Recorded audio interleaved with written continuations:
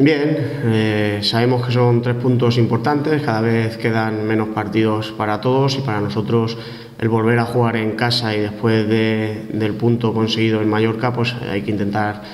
hacerlo bueno consiguiendo los 3 aquí, sabiendo que va a ser exigente, difícil, pero estamos convencidos de que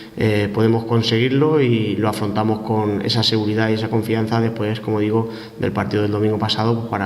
para que los puntos se queden aquí en casa.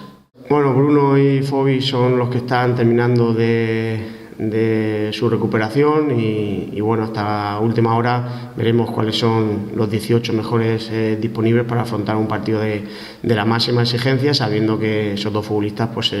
aún están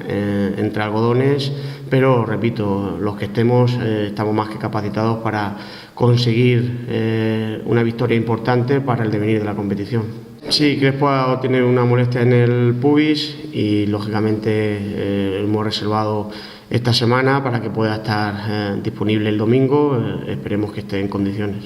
Sí, yo pienso que la afición se ha dado cuenta de que nos quedan 4 partidos nada más aquí en casa y que necesitamos de su apoyo, de su aliento en los momentos difíciles de los partidos que seguramente aparecerán.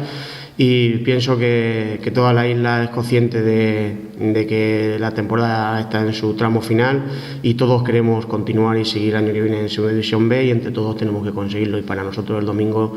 nuestra gente tiene que ser clave. No, hay convicción, sobre todo de que podemos ganar a cualquier equipo y enfrente el domingo vamos a tener un rival de la máxima exigencia, jugadores elegidos, pensados para jugar incluso en primera división, con mucho talento,